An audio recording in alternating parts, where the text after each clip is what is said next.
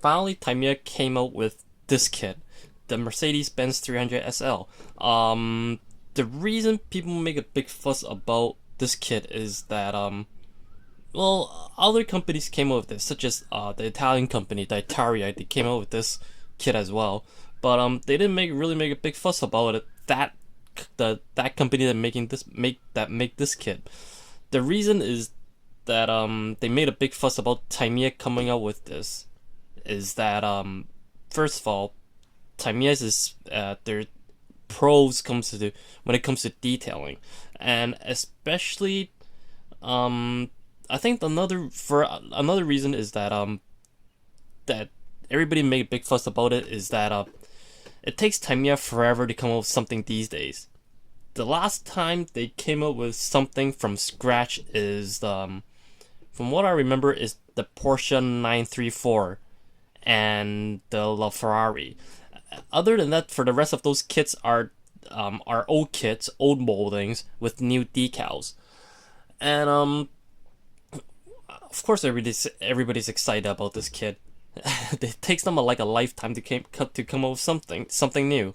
Therefore, I am going to talk about this kit today. I'm going to review it.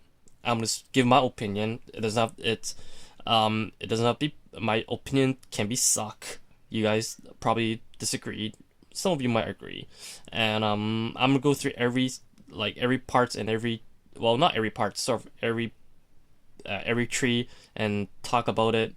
Go through like the brief history about this real car. This is actually one of the nicest one of the nicest cars that ever came out, ever. And some famous people actually own this real car, such as Elvis Presley, Sophia Loren, Frank Sinatra, and Clark Gable, and one of my favorite, Hugh Hefner, owner of Playboy. And I'm sure there's other more.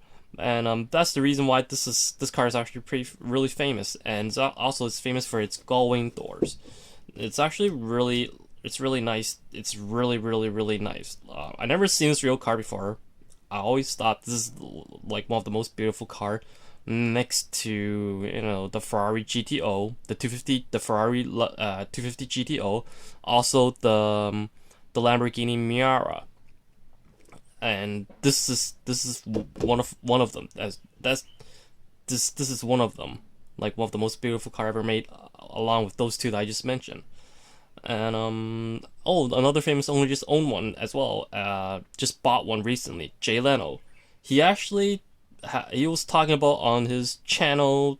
I think it was last couple of weeks. I will put that link up as well. You can actually go through. You can actually look for the detailed stuff on one of his video as well. Okay.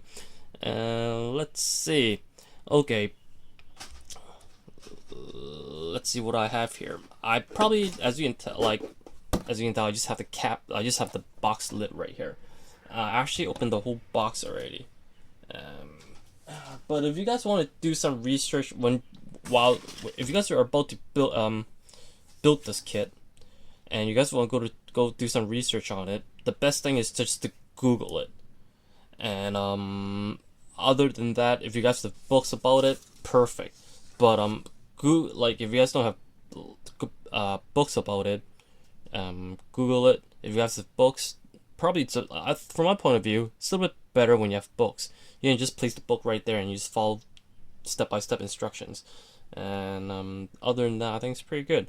Okay, let's get with this kit here. As you can tell, I opened everything already, and it looked like a giant mess right here.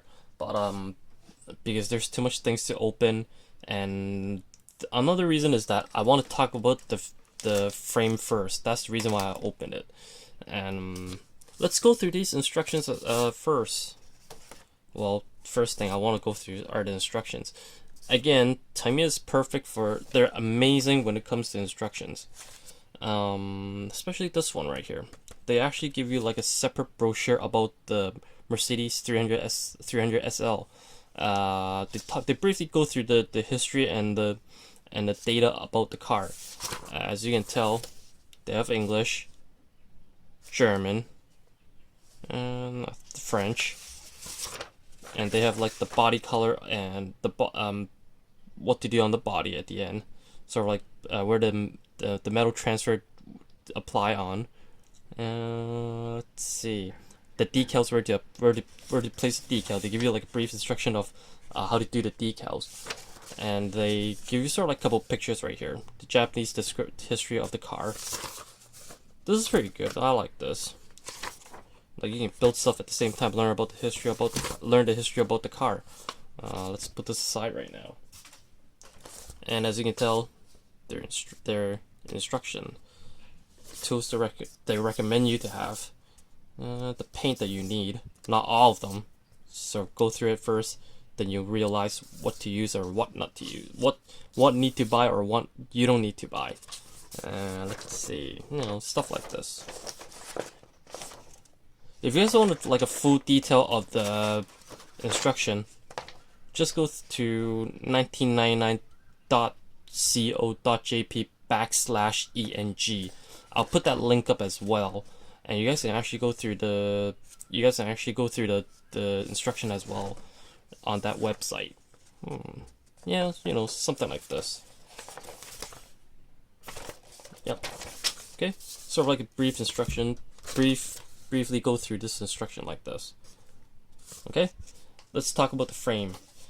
From my point of view, if I'm building this 300SL, I would probably, just snip off all the frames and just glue it together without even painting it.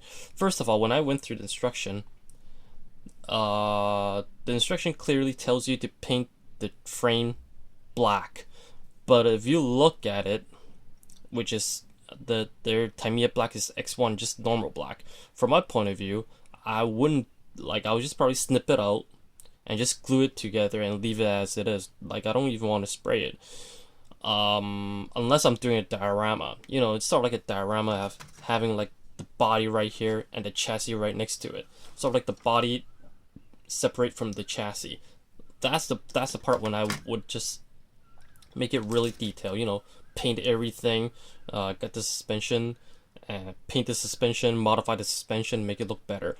Other than that, if I'm just doing straight build, I'll just leave it as it is. I'll just leave it like the color that it came with, the factory color, and I'll just glue the whole frame as fast as I can, and just slowly move on to the body part and make it a little bit more detail.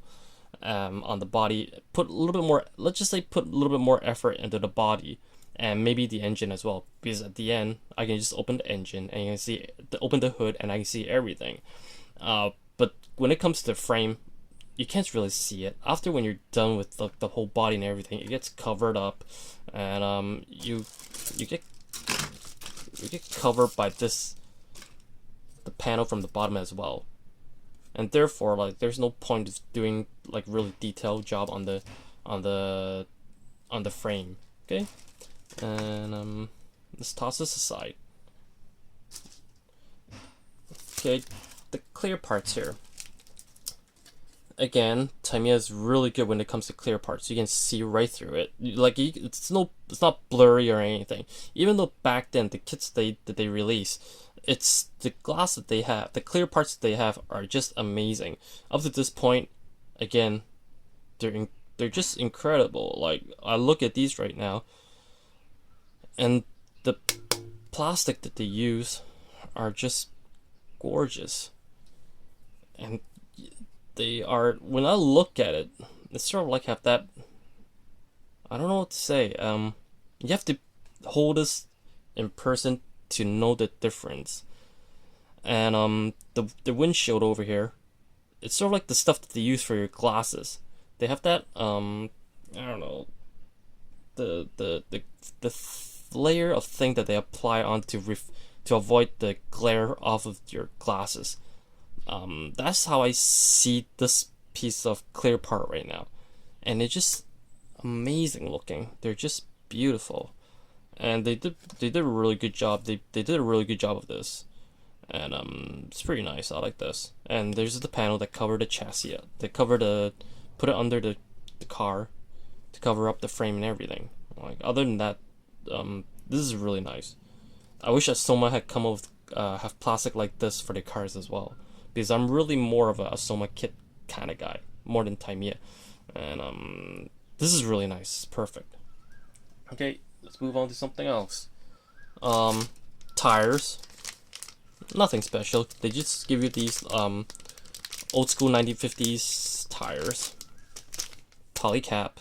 I didn't even bother opening the bag. So as you can tell, just to give you these normal tires. And yeah, it's good. Let's move on to the good stuff. The chrome parts. Perfect. They're just beautiful. The bumpers and this little guy here that put it right onto the hood over here, I think, onto the front here. I don't know what you call this thing. The grill. It's really nice. The chrome's perfect. They're just amazing looking. Again, highly detailed part. The Mercedes logo. Really nice, really clear. And it's amazing. But I don't think I'm gonna build this kit. I'm gonna probably sell it back out. I don't really want to build this. I don't know why. Because I've too much. First of all, I have too much toys. Second of all, I have too much toys, and this doesn't really get me going to build this because I have to follow instructions step by step. I don't like following instructions. That's the reason why, like, I usually skip away from racing cars. You know, just textbook building. You know, build it step by step. I usually like to do my own stuff and my own design. You guys can probably tell from the stuff that I post on to the groups. And especially this one, I don't want to build this. It's too much work. It's too much everything. Like, the car's nice and all, but I don't really want to do this. I don't really want to build this, okay? And let's go back to the parts. Chromes are perfect, they're beautiful, but the dashboard's a little bit different. It's not supposed to be like this.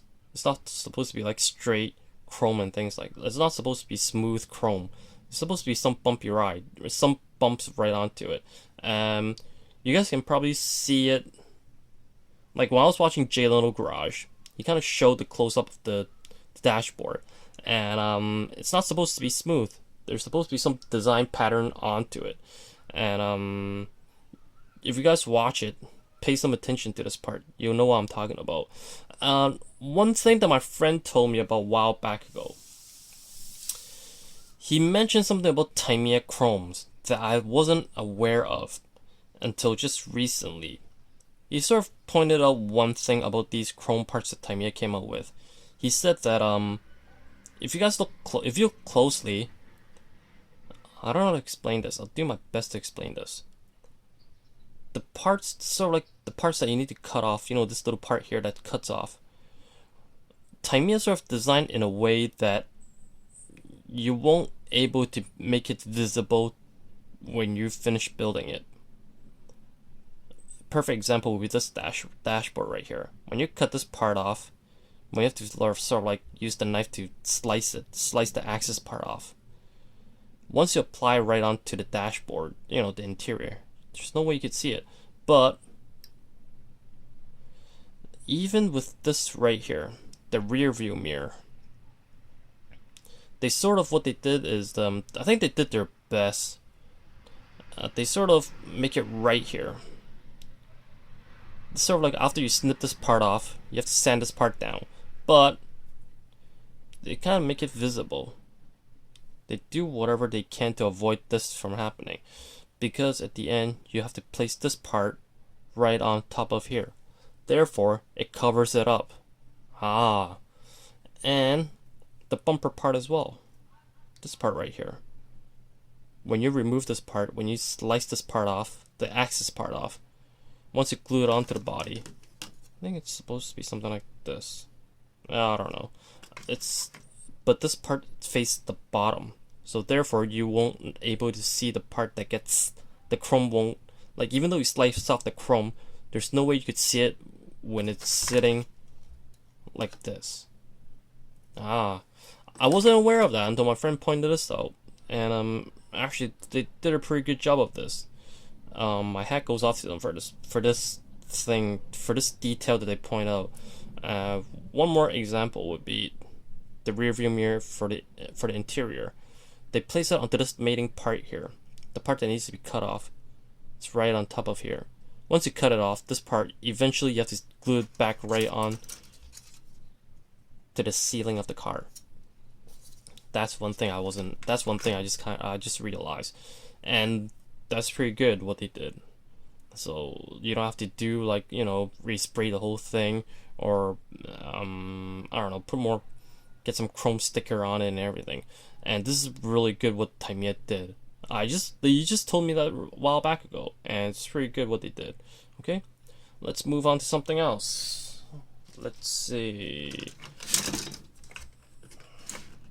I think this is the body, some of the doors and the hood of the car, and let's see.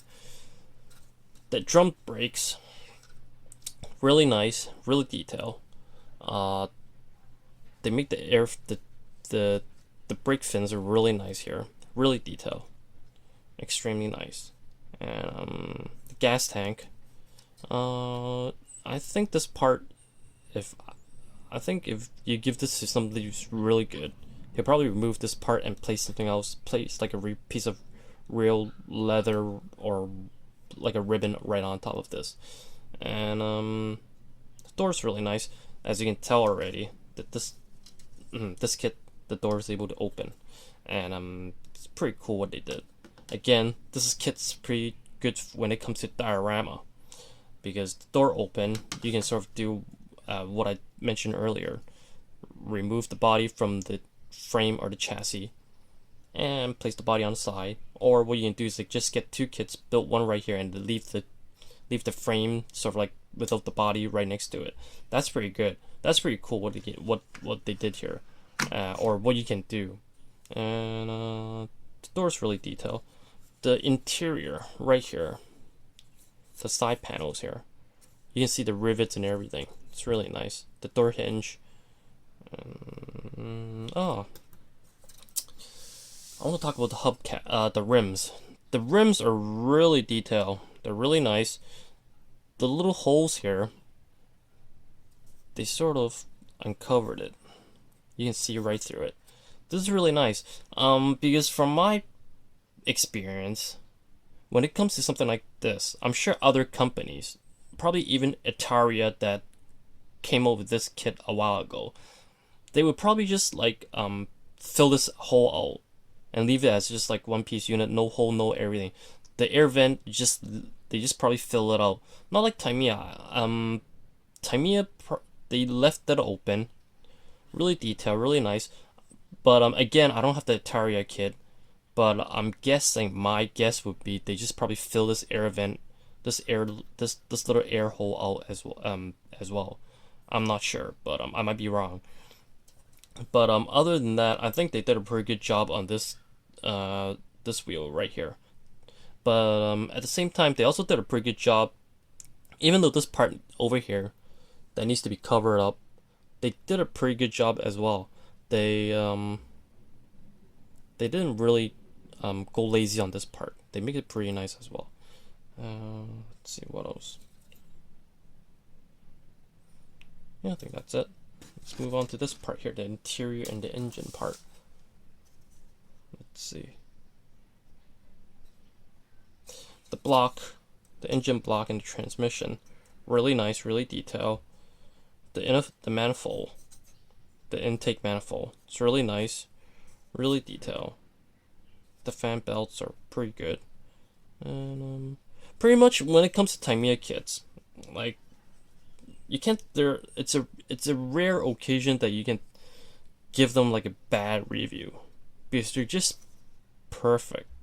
The stuff that they have are just amazing. But like, when you look at it like this, like the parts are, most of the time it's perfect, but sometimes they screw up as well. And they would, like, you know, probably the best company would even have bad designs from time to time. But you have to start building it until you find out sort of like the screw ups that they have. That's one thing about Tamiya. Like, I've built, I don't know, a Formula 1 car before, and I don't know, the monocoque.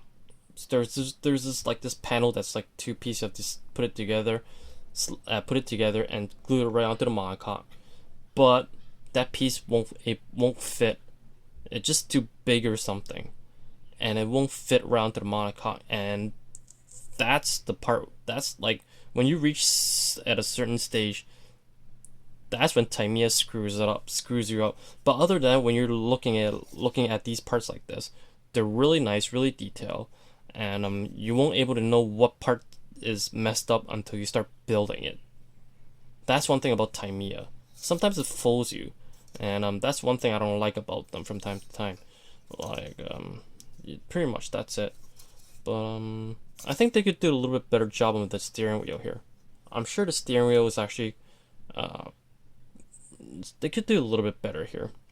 Because I saw it on TV, the steering wheel is actually quite nice when it comes to the real thing. It's actually they kind of slack off on this thing. I think they kind of slack off on the steering wheel over here. Let's see what else. Radiator, it's really nice, really detailed. Other than that, I can't really say anything bad about this kit so far. Let's put this on the side. Let's see. Oh look what they have here. You know, mistakes. Sometimes they come across these things. I don't mind. Let's see what else. But you know what? There's one thing that kind of thinking about earlier. Just wait for a while. If you're planning to buy this kit, like once you have it, wait for a while. I'm positive the company, the aftermarket parts hobby design is gonna come up with some detailed parts, some detailed upgrade parts for this car, and it's gonna be awesome because hobby design is really good when it comes to these things. I'm sure they'll do a good job for when it comes to these, you know, upgrade parts and things like that. And just wait. They will come up with something nice. Back to this part. Back to the Tamiya kit. The silver metal, the metal transfers, amazing, as always. They have these metal transferred long time ago. I think they have it for the 300S, the 600SEL. You know, the four door Mercedes, and I think they have that like a little bit before. And I like these. These are really cool. These metal transfers are really nice, realistic, amazing, and up to this point, I still think this is one of the coolest feature on their Mercedes kit. Okay, I'll just put it back into the box, and the decals, highly detailed. If you look closely, you can still see like the numbers on the rev meter and the speedometer and the clock and everything. The gauges, really nice. The decals for the hubcaps, it's really nice, really good. I love this kit. I love this. This looks really nice, but I don't think I'm gonna build it. Let's see what else. This right here.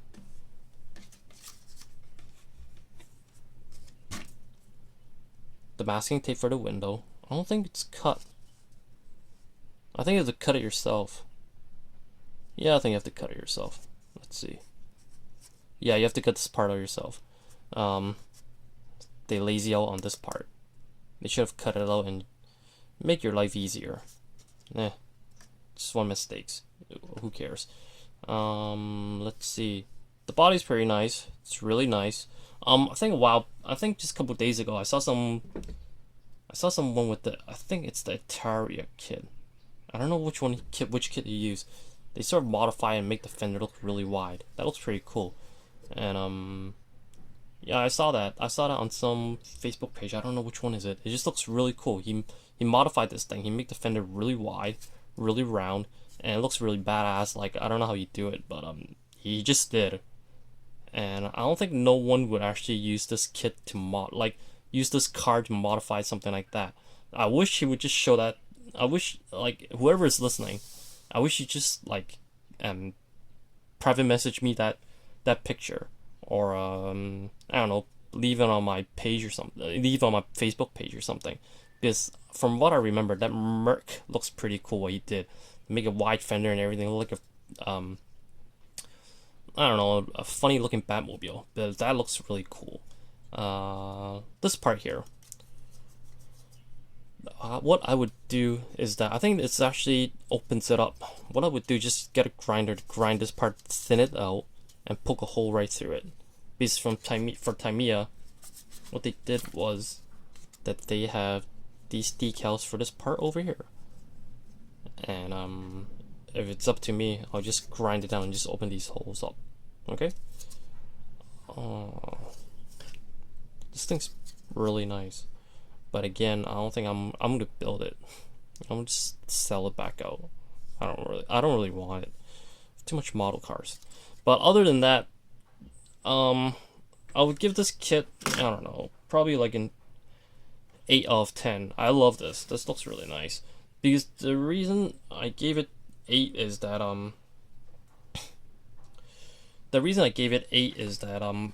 you know, the 2 points that I left out is probably it's for, you know, when you're about 70% done, it'll probably come up with something really, like, it'll probably come up with Tamiya's to screw something up for you.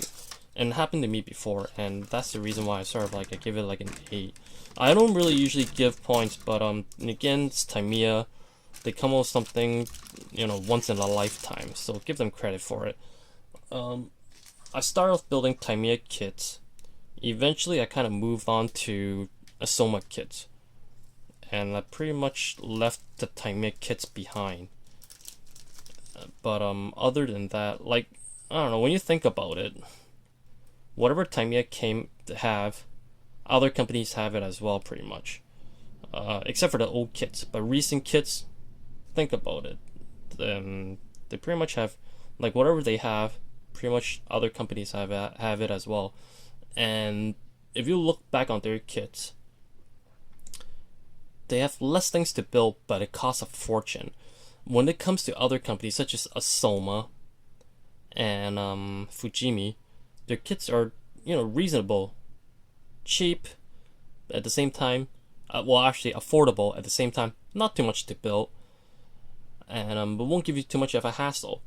And like, that's the reason why I've slowly moved on to other kits. But if you're building this kit, when I was going through the instructions, I was looking at it.